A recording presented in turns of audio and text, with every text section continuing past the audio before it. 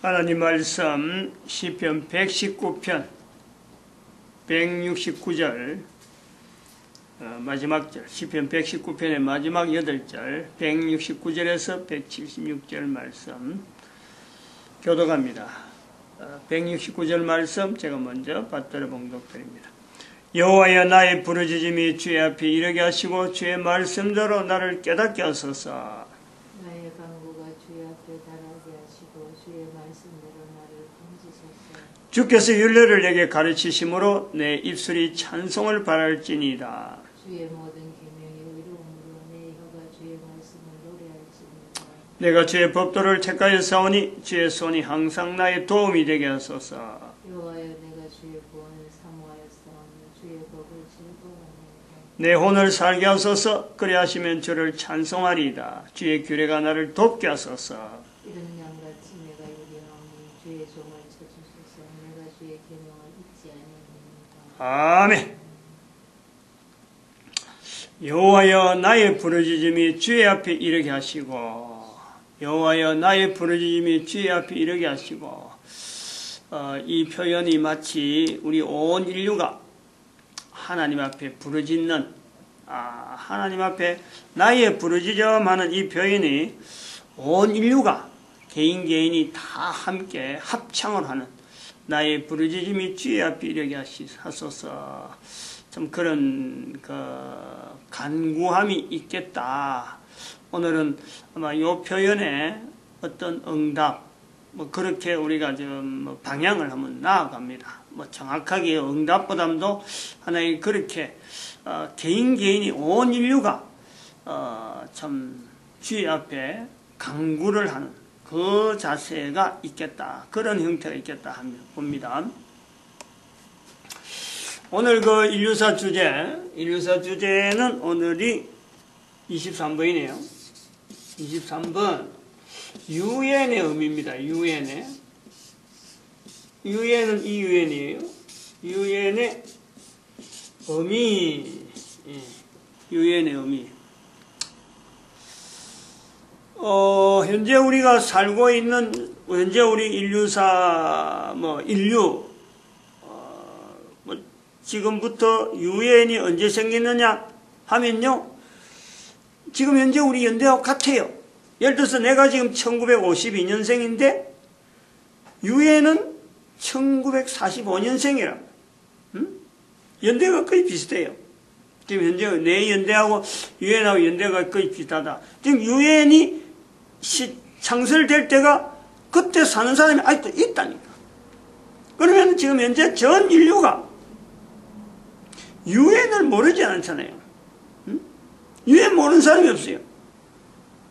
특히 대한민국은 유엔에 하는 일이 너무 직접적으로 연결되어 있어요. 시시때때로 유엔의 결정, 유엔에서 이런 일이 있었다, 유엔이 어떻다. 우리는 대한민국은 유엔하고 너무 가까운 거예요. 유엔은 세계기구인데 이게 유엔의 이름이라는 것이 이 유나이티드 UN 앞에 나오네요. 유나이티드 오브, 이렇게 오브가 들어갈 때 안 들어갈 때 뭐냐면 유나이티드 오브 네이션이죠. 네이션 저 S가 붙는 거죠. 그러니까 이것은 말이 뭐냐면 국가들의 연합, 유나이티드라는 건 유니트인데, 어떻게 보면 유니트가 굉장히 작은 건데, 이 작은 것들처럼 하나의 전체 국가가 하나로 일한다. 이게 그저 통일성을 내다보고 유엔이라 하는 것은 큰 것을 이야기하는 게 아니고 전체 국가를 조그만하게 유니트하는, 유니트가 단위거든, 단위. 가장 작은 단위를 유니트라고 하는데 이 전체 국가를, 온 인류를 하나의 단위로 조그만한 모형으로 하나로 하는 거, 이게 유엔. 유나이티드 오브 네이션, 유엔인 거는. 우리는 너무 가깝단 말이야. 너무 쉽게 유엔 가는데, 왜냐면은 지금 반기문 총장이 이제 전 총장이 유엔 사무총장. 그러면 유엔을 전 세계의 어떤 유엔이라고 하는 기구에 기구는 저기 뉴욕인가 있죠. 실제 사무실은 미국의 뉴욕에, 뉴욕이 정확한지 모르 아마 거기에 있지 않겠네. 보죠. 뉴욕에 꼭 하나 사무실 하나 얻어갖고 있는데 그 전 세계 대통령들이 그거 뭐 자주 대통령들이 자주 가는 보다도 그 각국의 대표들이 유엔 사무실에는 각국의 대표가 항상 거기에는 상주하는 거 아니에요. 그리고 그 전체를 관리하고 어떻게 업무 행사를 진행하는 것이 사무총장이라 총책임자죠. 사무총책임자, 이 사무총장. 그 대한민국이 반기문 총장이 작년까지만 해도 임기가 그것도 5년인지 4년인지 모르겠는데 임기를 마친 거 아니에요. 무사히 잘 마쳤죠.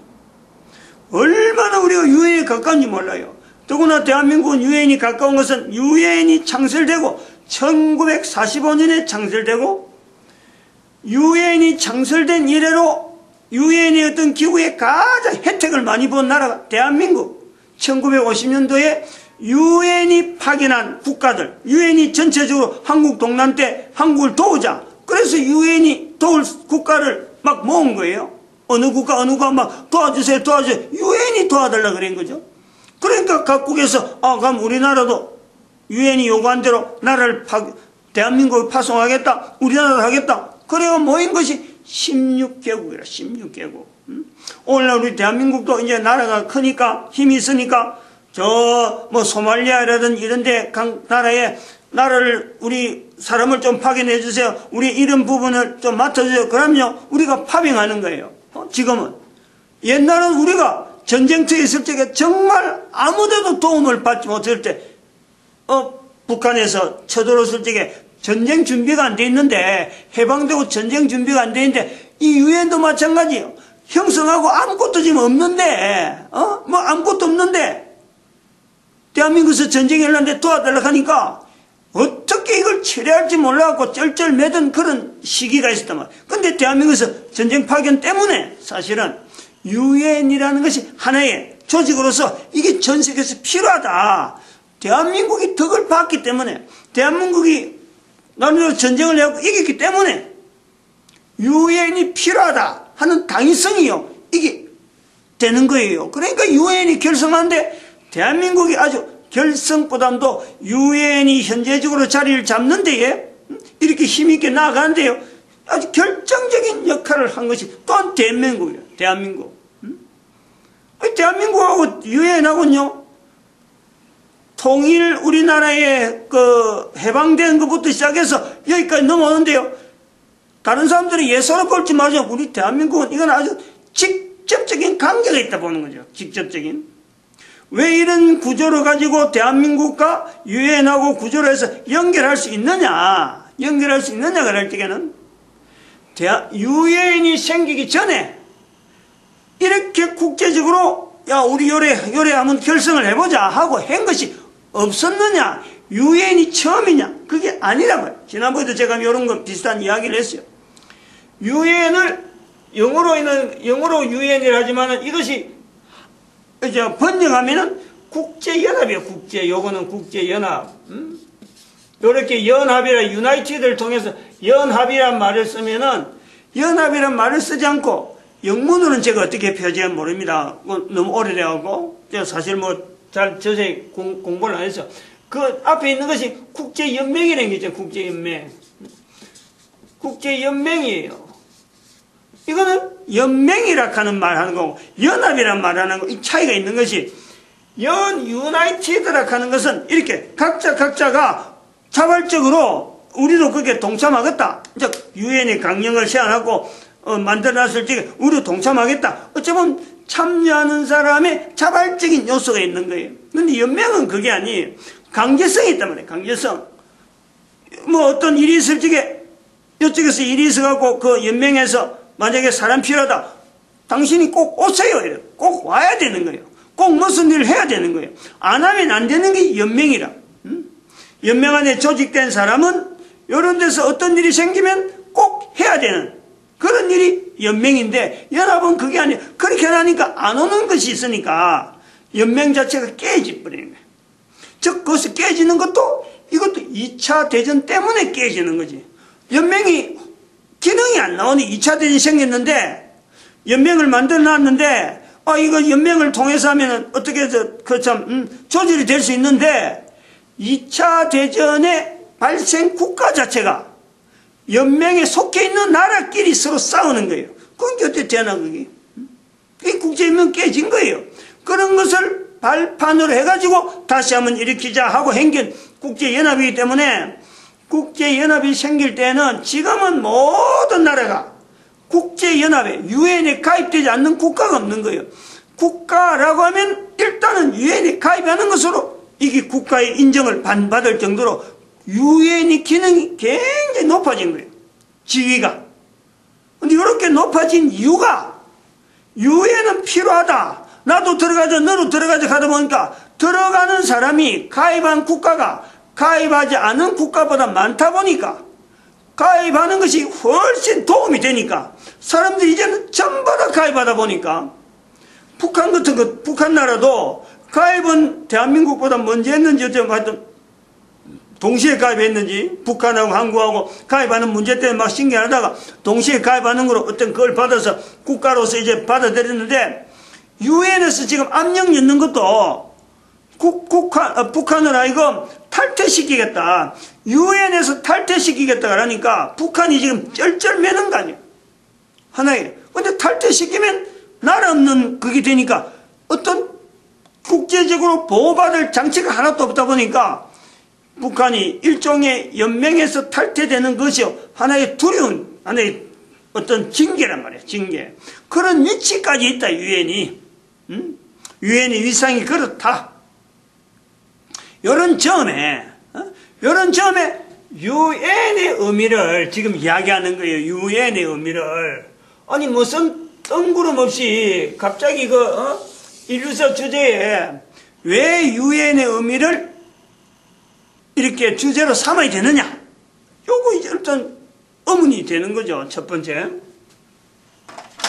그래서 이런 의문에 대해서 한번 생각을 해보는 거예요. 우리가 작은 일론 좀 두고 유엔의 태동은 아까 이야기했어요. 유엔의 태동은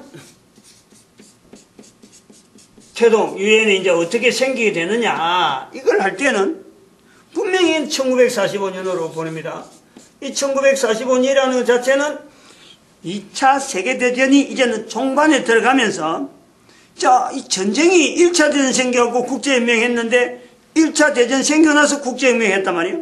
근데 그거 필요 없이 또 2차 대전 막 생기니까 이건 국제연맹 깨졌지. 또 전쟁은 지금 막바지로 끝나서 이제 정리를 해야 되는데 이 전쟁이 처음 전쟁이고 두 번째 전쟁이 있으면서 또 다시 전쟁이 일어나면 어떻게 되느냐.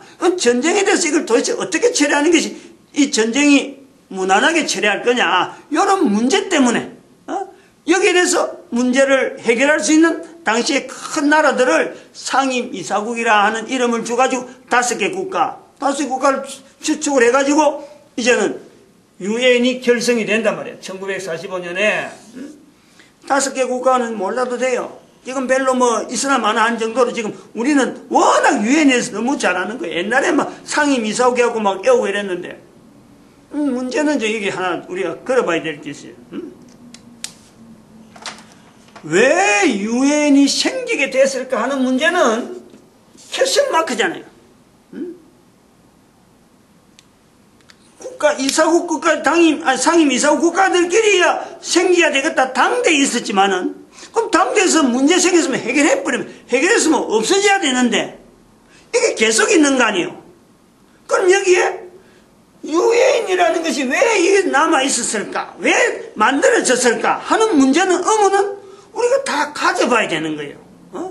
당시에는 어떤 분명한 내용이 있어서 생겼는데, 그것이 오늘날 우리에게는 어떤 의미가 있느냐? 왜 이게 태동이 되어져서 이게 여기까지 계속되어지는 하나의 기구로 남아있을 수밖에 없느냐? 이 요소가 있단 말이에요.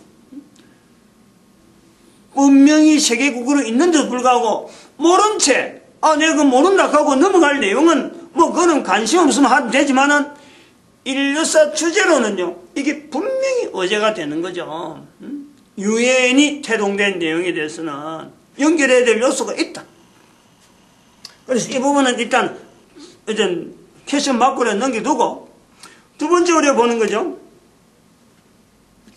두 번째, 이 유엔이 결성될 때, 결성이라는 게, 이제 유엔은 태동은 필요했고, 해서 한 조직이 됐단 말이에요. 조직이 돼가지고 지금 현재 활동이 되어지는, 다시 말하면 인정을 한다, 유엔을 인정한다는 거예요. 그러고서, 그러므로도 가입을 한다, 가입을 하면 또 활동을 하는 거예요, 지금 현재. 활동하기 시작하는 거죠, 이제. 여러 가지 등등의 어떤 유엔을 통해서 나타나는 여러 가지 일들이 이제 시작되는 거 아니에요. 이것이 있단 말이에요. 그리고 또 이제 우리 세 번째 볼 때, 유엔의 운영, 요 주체는 상임이사국이에요. 요걸 우리가, 인정을 현재 상임이사국 때문에 우리가 유엔이 지금 현재 운영이 되는 거예요. 유엔의 상임이사국으로 인해서 결국에는 운영되는 주체라 볼 수 있는 거죠. 근데 이러면 몰라도 된다니요. 잘 운영되고 있으니까. 또 전 세계가 지금 다 가입된 상태니까. 그리고 이 유엔의 운영에는 반드시 우리가 또 고려해야 될 것은 전 세계가 지금 적어도 국가 단위라면 지금 현재는 이게 국가 단위라면 어느 국가든지 유엔에 가입 안 된 나라가 없다 이거예요. 처음에 만들 때는 그런 게 아닌데 처음엔 안 그랬다는 말이에요.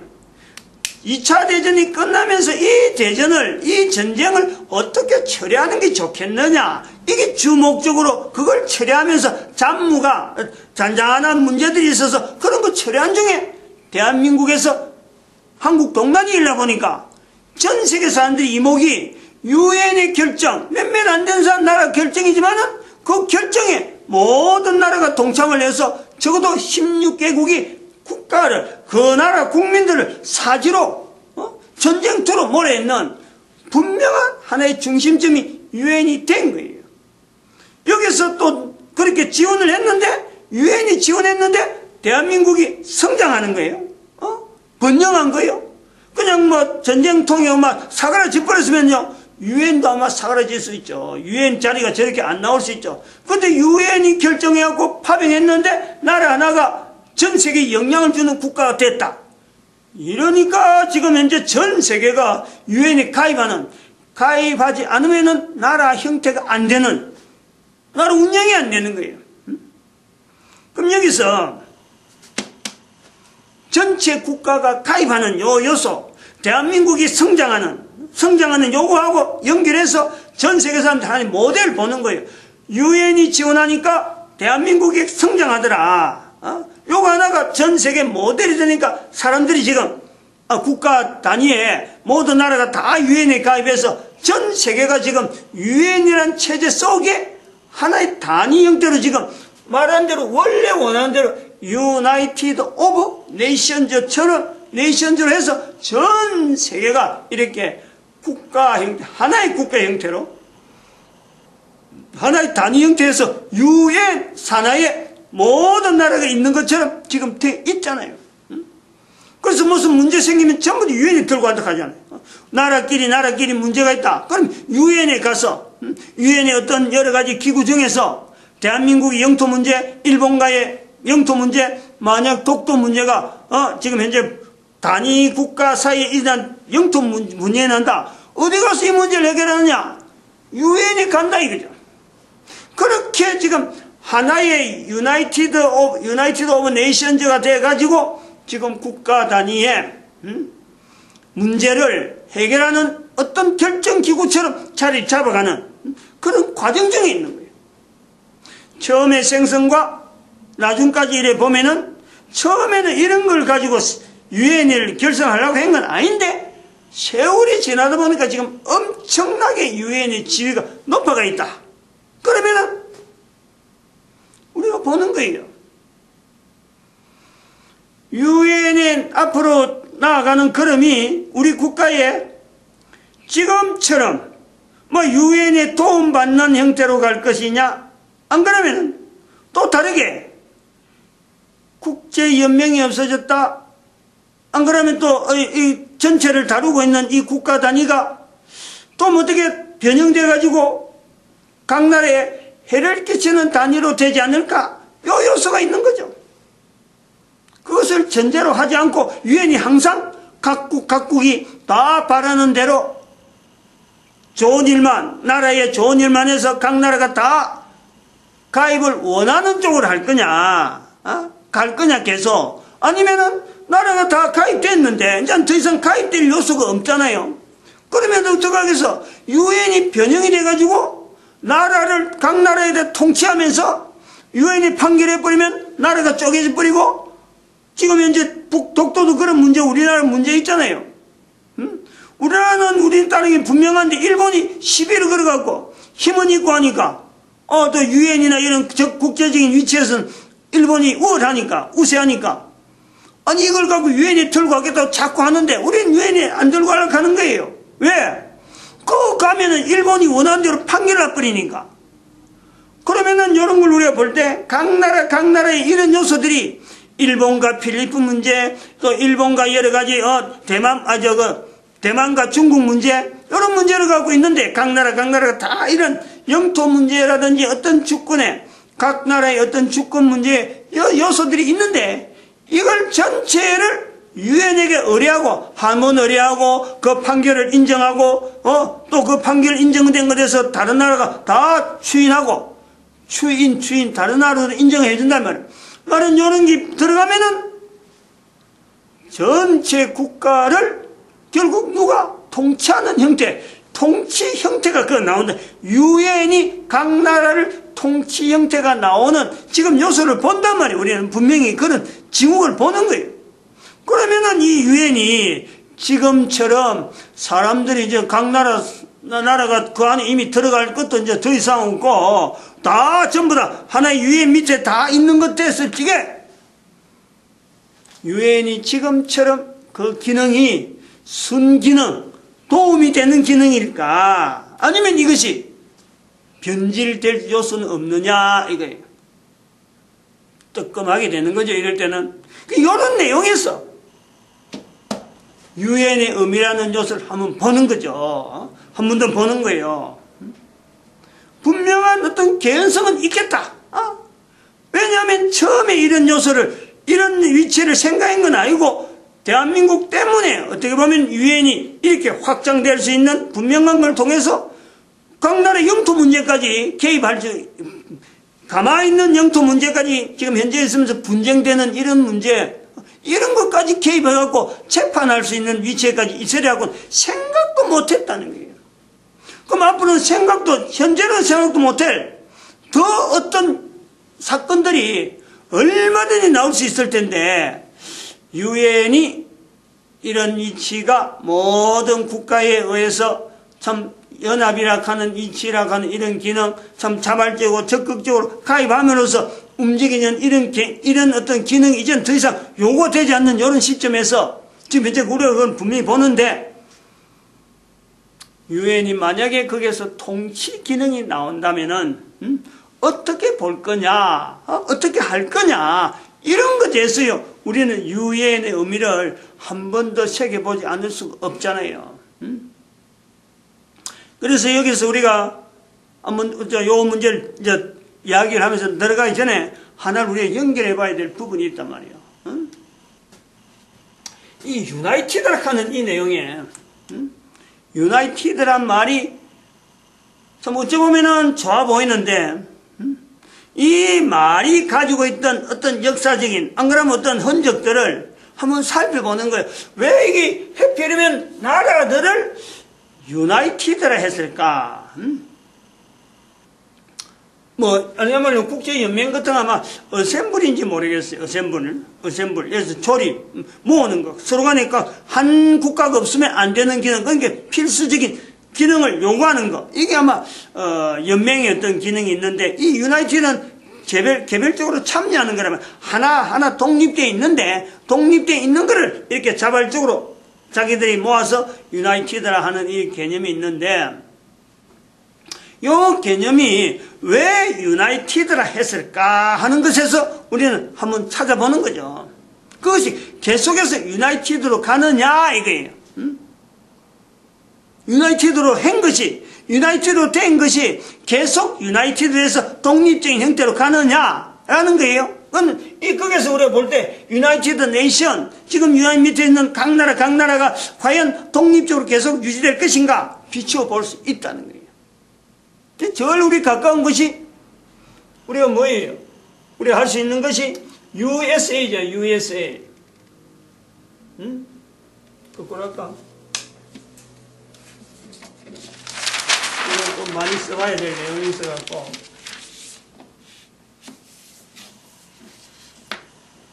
같이 U가 들어가는 거예요. 같이 U가 들어가면 찾아보는 거죠.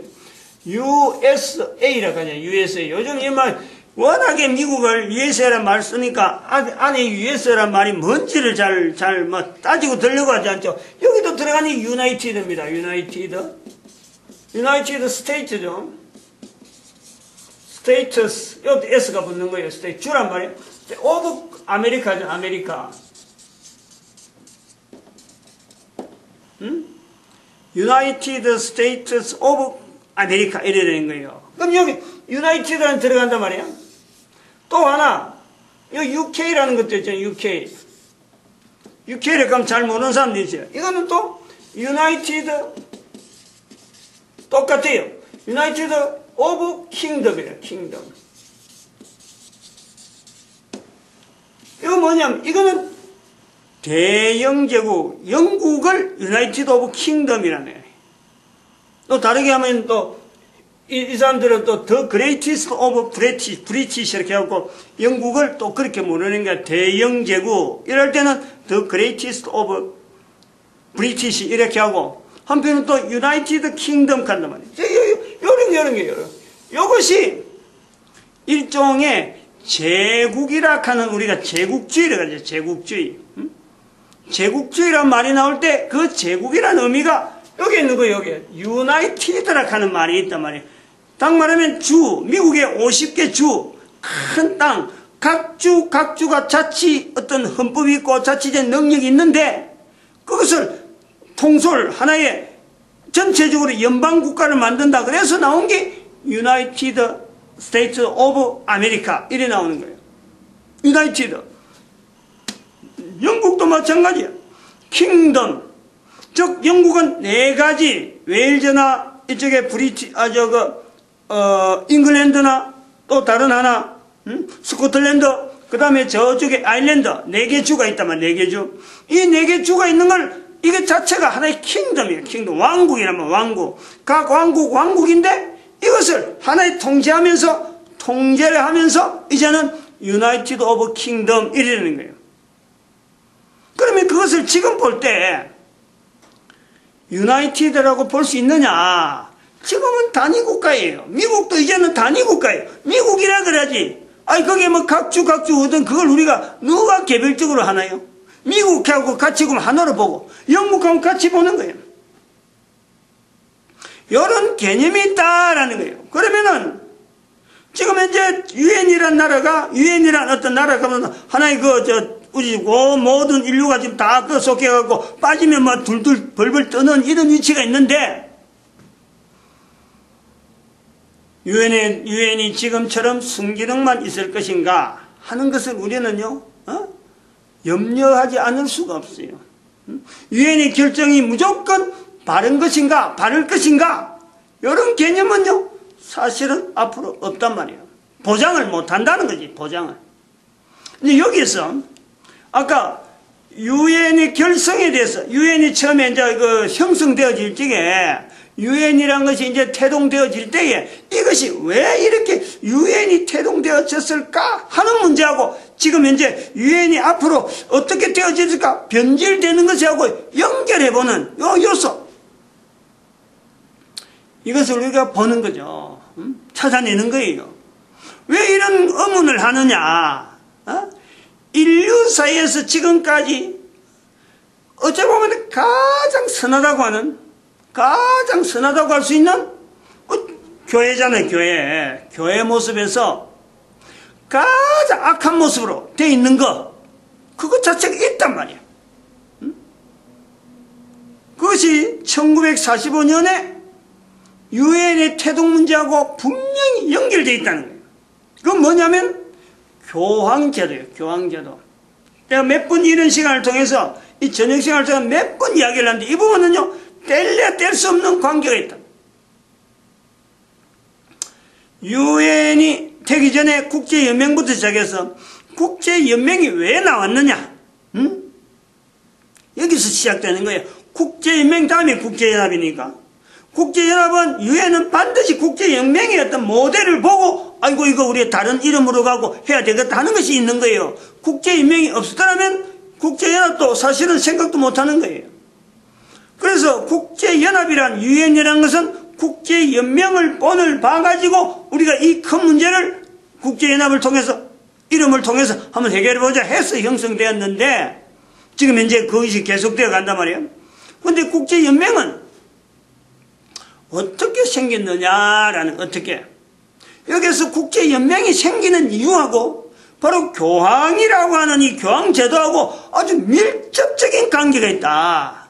다시 말하면 그 밀접적인 관계는 교황제도를 벗어나려고 하는 교황제도 자체를 통해서 구라파 중심으로 있었던 그 여러 세력들이 나라 간의 어떤 세력들의 힘의 균형이 교황에서 꽉 잡혀 있을 때 그거는 국제연합이 없을 적에는 오직 교황이 각 나라에 있었던 문제를 해결해주고 각 나라 무슨 왕의 문제가 있다, 각 나라 국토 문제가 있다, 각 나라 어떤 무슨 민생의 문제가 있다 이러면요 교황이 사람을 파송하고 교황의 법으로 통치해버리고 하던 시절이 있는 거예요. 그것이 계속된 시간 이야기하지만은 590년부터 적어도 1000년간의 그 형태가 분명히 있었던 거예요. 그런데 이것이 계속되어 가면서 국제연맹을 결성할 때는 교황이 아무래도 이거는 더 이상 안 된다 이거지. 교황이 금융을 가니까 교황한테 맡겨나니까 도무지 안 된다. 너무나 허점이 많고 불합리한 부분이 많다. 여기서 출생을 하는 거예요. 국제연맹이 그것부터 출발하는 거예요. 국제연맹이 출발할 때 환경이 1차 대전 때문에 1차 대전 내용을 자세히 보면은 이 국가를 전쟁을 일으킨 국가와 전쟁을 당한 국가의 입장에 보면 이게 전쟁을 일으킨 국가의 그 위치가 전부 다 교황을 멀리하는 국가. 교황 때문에 피해를 본 것이 분명하고 또 전쟁을 당한 국가에서 보면은 이 사람들의 원망 때문에 교황으로 꽉 밀집되어 있던 이태리라든지 오스트리아라든지 이런 나라에 있는 사람들이 나라에 있는 국가에서 이 교황하고 연결이 밀접했기 때문에 전쟁의 어떤 대상이 되는 다시 말하면 영국이나 프랑스는 아니지 영국, 독일, 그 다음에 소련 이런 나라하고 소련이 들어갔는지는 정확히 모르겠는데 어쨌든 이런 나라하고 연결해서 프랑스, 영국, 프랑스, 독일 이 세 나라의 어떤 시작점에서 전쟁을 일으키는 1차 대전이 있단 말이에요. 전부 다 교황과의 갈등이 있는 사건이 있는 거예요. 이 사건에서 연결돼가지고 형성되다 보니까 국제연맹이라 하는 이 내용 자체가 교황의 제도에 반대하는 그 시작점이 있다라는 거예요. 그래서 이 시작점이 있어가지고 국제연맹이 깨졌으면은 일으킨 이 국제연맹이 깨졌으면은 2차 대전이 일어났으면 아이고 우리 교황한테 가야지 라고 해야 되는데 우리가 잘못했구나 교황을 반대해가지고 일어난 것이 결국 전쟁이라 우리가 교황한테 돌아가야지 이 제도로 돌아갔는데 여전히 교황한테 돌아가지 않고 국제연합으로 있었던 이유 이게 이제 우리가 결성이 캐션 마크로 되어진 것이 우리가 보는 거죠.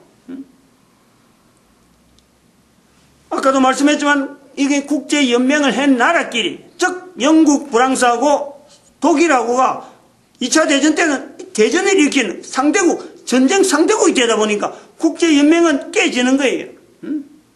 그러니까 그렇게 해서 이것이 이제는 국제연합이 생겨야 되는데 여전히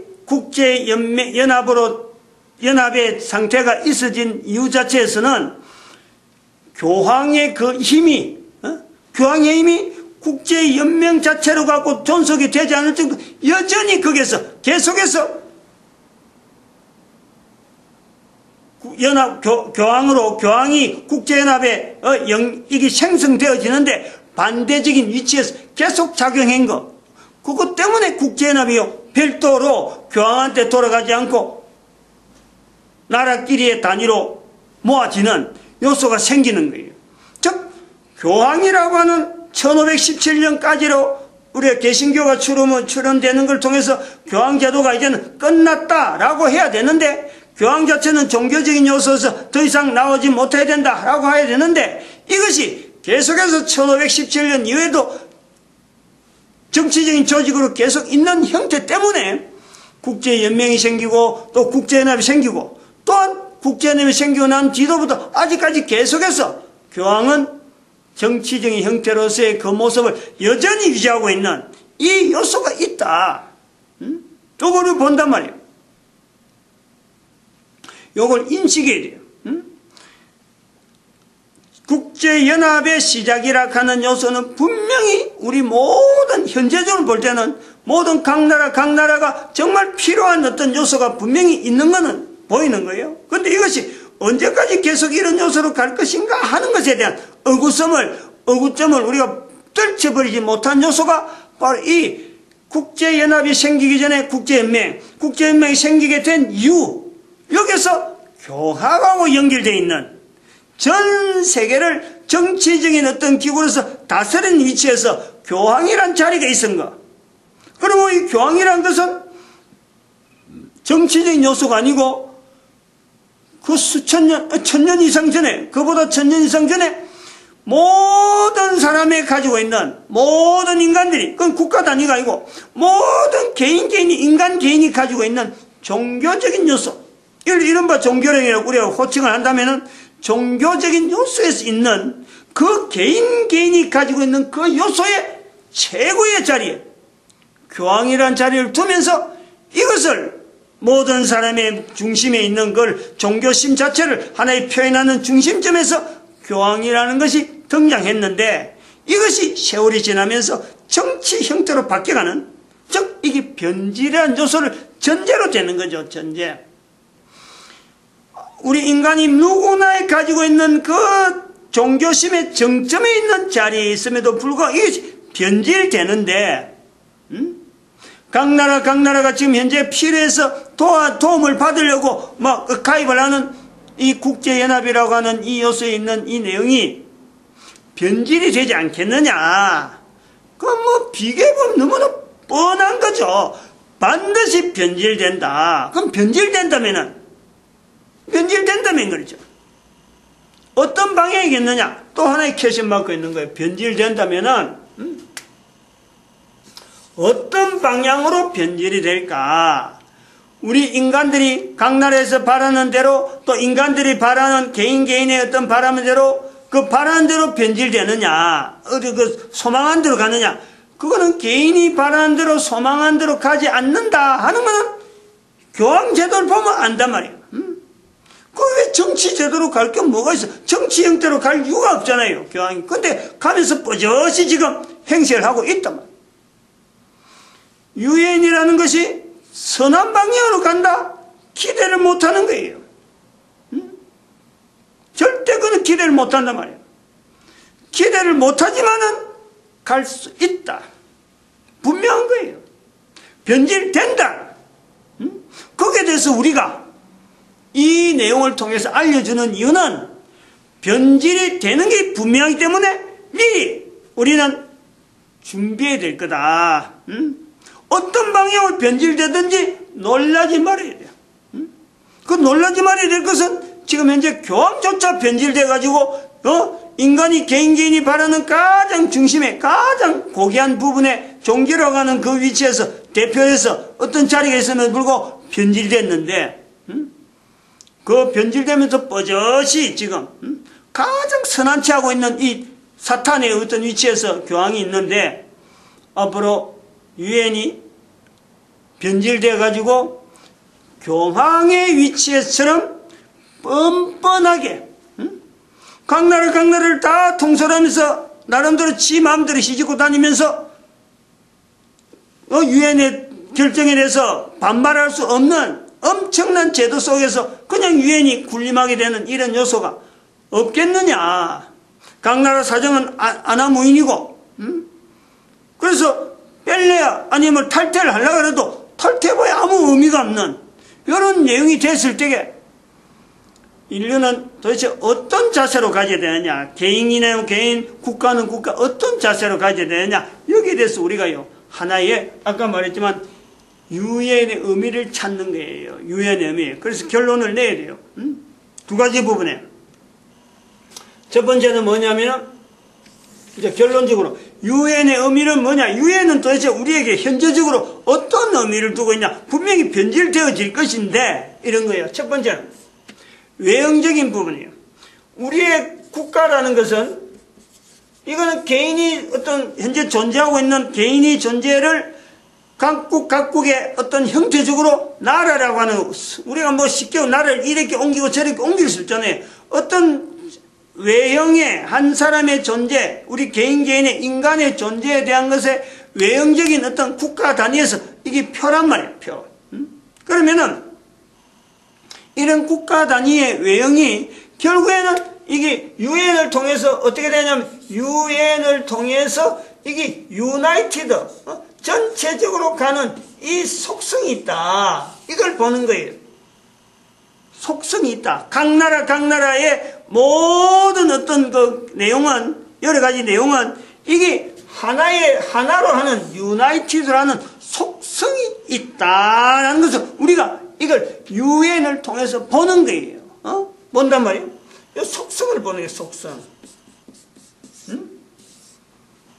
다시 말하면 통일성이라고 하면 통일성을 지향한다 이래 보는 거죠. 속성은 쉽게 말하면 유나이티드가 하는 통일성을 지향하는구나.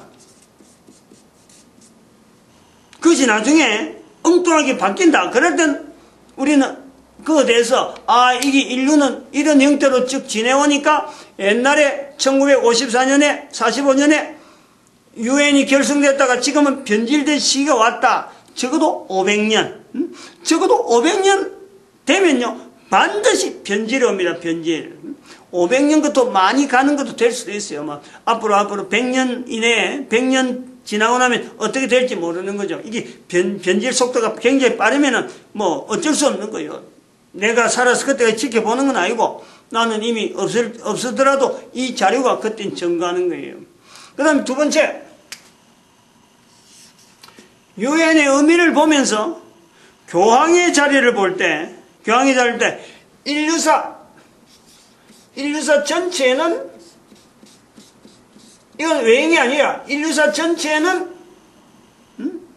인간이 가지고 있는 어떤 심성이나 여러 가지 내용을 우리가 전체를 다 조합을 해볼 때 교황이란 자체도 하나의 형성되어진 내용, 또 교황이 정치적으로 나가는 이 내용도 다 포함해서 인간이 가지고 있는 이 종교심, 종교라고 하는 이 내용, 아주 깊이 있는 이 내용을 가지고 우리가 한번 전 인류사를 바라볼 때, 여기에서 인류사를 바라보는 시각이 인간 개인이 가지고 있는 종교심이라고 우리가 할 수 있어요.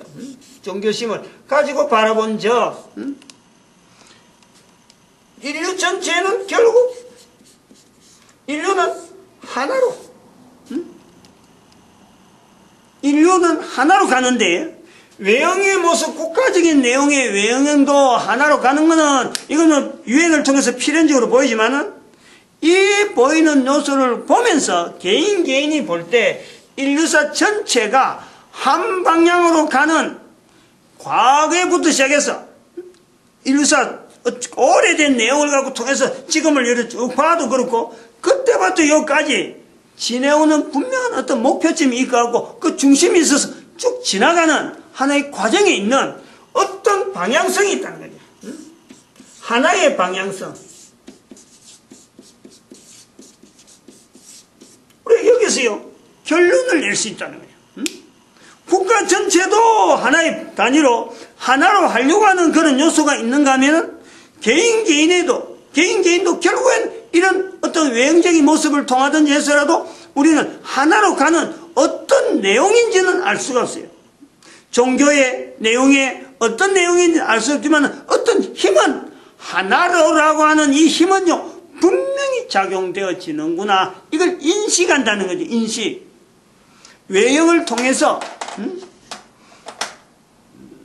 유엔이라고 하는 이 외형을 통해서 인간 개인 70이라는 수많은 사람들이 가지고 있는 수많은 사고, 여러 가지 내용, 다양한 내용이 있지만은 그 다양함이 결국 하나로 해서 뭔가는 지향한다. 그러면은 우리가 유엔의 의미를 우리가 보면서 결론적으로 이런 통일성을 바라보면 둘 다 외형도, 국가라는 외형도 통일되어지고 개인의 어떤 삶의 어떤 내용도 뭔가 통일되어진다라고 할 때에 여기서 우리가 이 통일이라고 하는 개념을 하나로 못 처리하고 두 개를 우리가 분리해 보는 거예요. 그러면 국가의 외형의 통일은 뭘 할 거며, 아니면 또 개인의 어떤 삶의 지향점에서 어떤 외형은 뭘 할 거냐.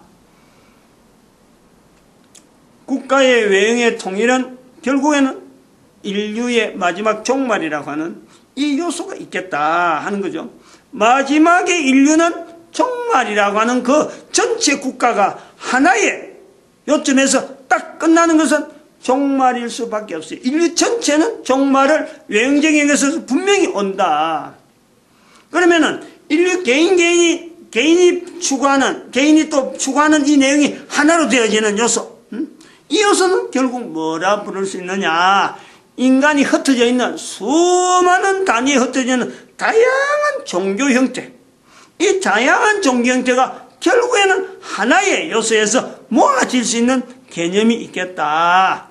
여기요, 유엔이라고 하는 어떤 의미를 우리가 바라볼 수 있는 지금 시점에서의 시각이 될 수 있겠다라는 거죠. 마칩니다. 기도드립니다. 할렐루야. 함께